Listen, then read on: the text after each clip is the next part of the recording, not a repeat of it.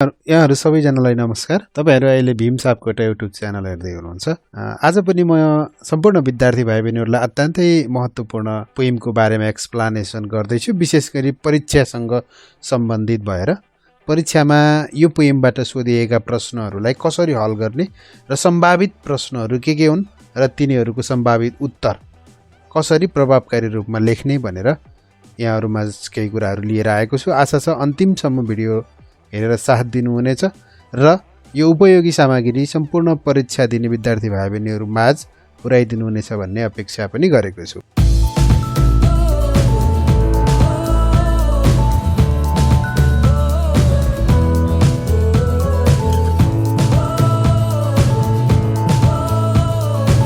ढिलो नगरिकन म भिडियो सुरु गर्न चाहदैछु। Summary of the poem from the examination point of view. Please subscribe this channel for the useful videos. It is very important for the students, those who are going to participate in the final exam of the grade 12.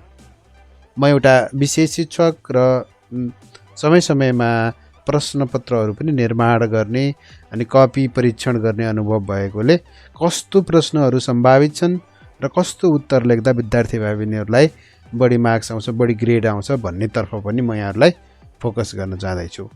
So summary of a day poem. A day is a poem. A day is a poem written by Emily Dickinson. Emily डिकिन्सनले लेखेको एउटा poem हो। Is renowned metaphysical poem of the 19th century. यसलाई हामी metaphysical poem भनेर भनेका छौँ। 19th सेन्चुरीको मेटाफिजिकल पोएम हो।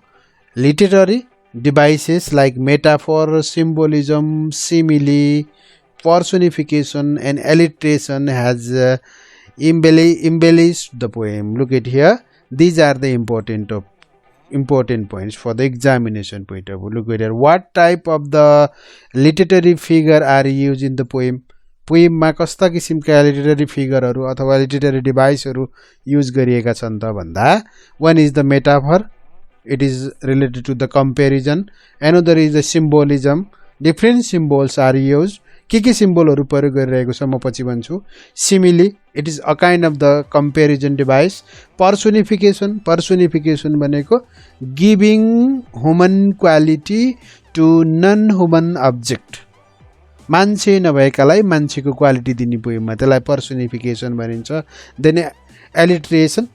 These are the literary devices. ध्यान दिनु होला विद्यार्थी भाइ बहिनीहरु। What are the literary devices used in the poem? भन्यो भने मेटाफर, सिम्बोलिजम, सिमिले, पर्सोनिफिकेसन लाई ख्याल गर्ने है literary devices. Then in literary sense a day describes sunrise. Basically हेर्नु है अ डे भन्ने पोएममा सनराइजको डिस्क्रिप्सन दिएको छ एन्ड सनसेट। अर्को कुरा सनसेटको मुख्य दुईटा कुरा हुन्। परीक्षामा तपाईहरुले राम्रोसँग ध्यान दिनुभयो भने यो कुरा लेख्न सक्नुहुन्छ है।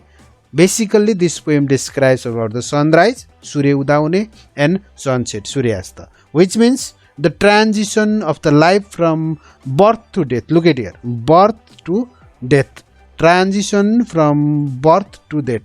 यो ट्रान्जिसन चाहिँ कहाँ त बर्थ टु डेथसम्म यहाँहरूले देख्न सक्नुहुनेछ। बर्थ टु डेथ, जन्मदेखि मृत्युसम्म भन्ने खोजेको। सनराइज भनेको जन्म हो, बर्थ हो भने सनसेट भनेको मृत्यु हो।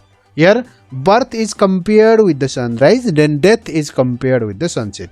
अर्को कुरा सम्झिनुहोस् है, सनसेट र सनराइजलाई के को रूपमा कम्पेयर गरिएको छ? Next possible question. Sunrise is compare with the birth and sunset is compared with the death. These are the metaphorical devices. Dickinson, through the use of the brilliant imageries, yes, so many imageries have used in this poem, and symbols describe a beautiful day that leads the children from innocence to experiences. Yes, this poem is written from the perspectives of the children. That's why a beautiful day leads the children from innocence to experiences. एउटा निर्दोष चाइल्डलाई कसरी आफ्नो एक्सपिरियन्सेसमा lead गर्छ त भन्ने कुरा पनि देखाउन खोजिएको छ। Look at here, then the speaker or the poet or poet persona in the poem is a child or The speaker of this poem is child. Look at here. Who is the speaker of the poem? Another possible question. Short question को लागि हेर्नु है. Who is the speaker of the poem? Here the child is the speaker of the poem. The persona, it means that speaker is thrilled. Thrilled भनेको तिर्खाएको, अत्यन्तै interested, eager to gaze the sunrise. The speaker is very eager to gaze the sunrise, to look the sunrise. Gaze means your look. Sunrise हेर्नको लागि उ अत्यन्तै interested छ, eager छ. In the first stanza, the persona or speaker compares the sun to the ribbon. Look at here. Sun is compared with the ribbon. त्यो सूर्य केसँग compare गरिएको छ त? रिबनसँग कम्पेयर गरिएको छ. Layers of the ribbon are the gradual process of the sunrise. Different layers of the ribbon are compared with the different rays of the sunrise. Sunrise को रेजहरुसँग compare गरिएको छ. सूर्य उदाउँदा जुन किसिमका प्रकाशहरु आउँछन् तिनीहरुसँग कम्पेयर गरिएको छ. The eagerness of a child, मैले भनिसके अघि नै, एउटा चाइल्ड को कस्तो इगर हुन्छ सूर्य उदाउँदा हेर्ने. Eagerness of a child to talk about the sunrise shows his or her innocence. The children are innocent. Children चाहिँ जहिलेसुकै innocent छन्. यसलाई देखाउन खोजिरहेको छ. It is metaphorical sense. This stanza also winks at the excitement of the childbirth. यहाँ sunrise हुँदाखेरि मान्छेहरु जसरी खुसी हुन्छन् त्यस्तै चाइल्डको बर्थमा पनि मान्छेहरु खुसी हुन्छन् है. Excitement of the childbirth. Childbirth is compared with the sunrise. बच्चाको जन्म हुँदा सबैजना खुसी हुन्छन्, त्यस्तै गरी सूर्य उदाएको हेर्दा पनि अत्यन्तै खुसी हुन्छन् भन्न खोजिरहेछ है. Excitement of the childbirth. In the second stanza, similarly second stanza मा the persona has noticed some event that occurred during the sunrise. त्यो स्पिकरले के खोज्छ भने के इभेन्टहरु सनराइज हुने बेलामा के इभेन्टहरु हुन्छन् त्यसलाई एक्सप्रेस गरिरहेको छ. The sun lightens at the top of the hill. जब सूर्य उदाएर यो पहाडको चुचुरोमा पर्छ. The bubblings started to shriek. Bubbling means a kind of the bird here.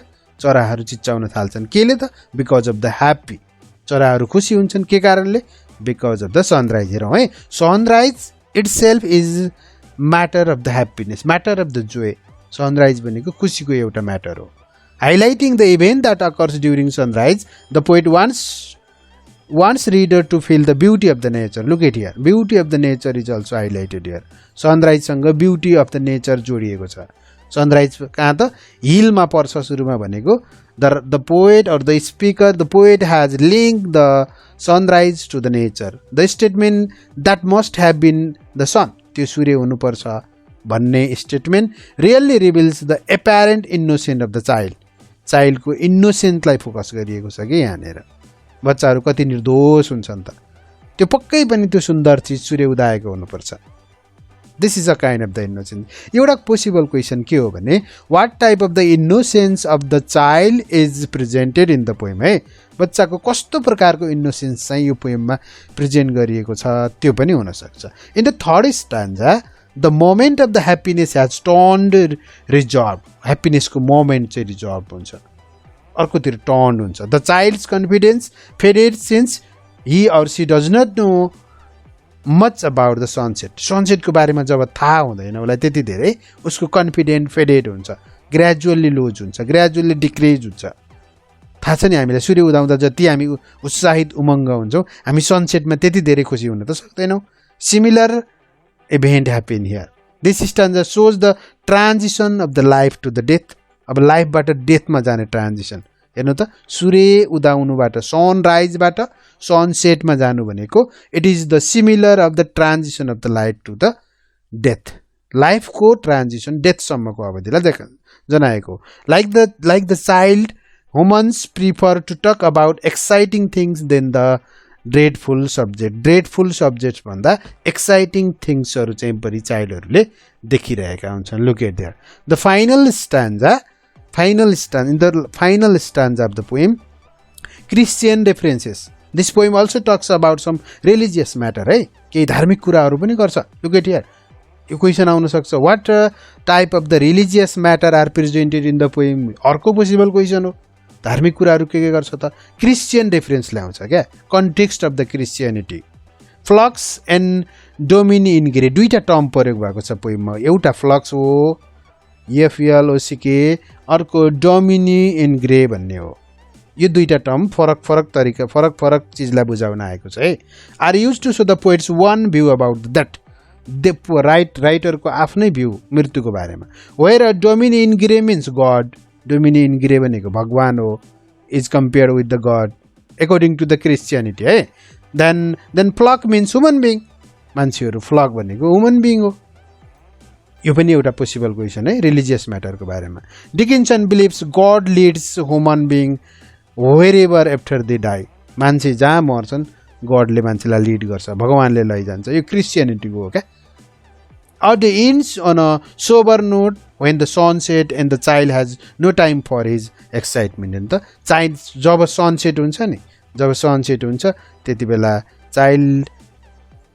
Can't feel any kind of the joy any kind of the happiness सनसेटमा चाहिँ के छैन त happiness छैन भन्ने कुरा चाहिँ राम्रोसँग यहाँहरूले नोटिस गर्नु पर्यो then what is the theme of the poem अब एउटा most possible from the examination point of view what is the theme of the poem then त्यसो भए पोइमको थिम के हो त Dickinson's poem explore the beauty of the nature from the phenomena of the sunrise and sunset यही नै यो main theme यो सेन्टेन्सलाई यहाँहरूले कण्ठ पारिदिनु होला explore the beauty of the nature यो पोइमले नेचरको ब्युटीलाई प्रेजेन्ट गर्छ एक्सप्लोर गर्छ के को माध्यमबाट त भन्दा with the help of the sunrise and sunset sunrise र सनसेटको माध्यमबाट नेचरको ब्युटीलाई एक्सप्लेन गर्छ digging deeper the poet also examining life death and the transition between the two in a day भन्ने पोइममा लाइफ र डेथ अनि त्यो बिचको यात्रा ट्रान्जिसन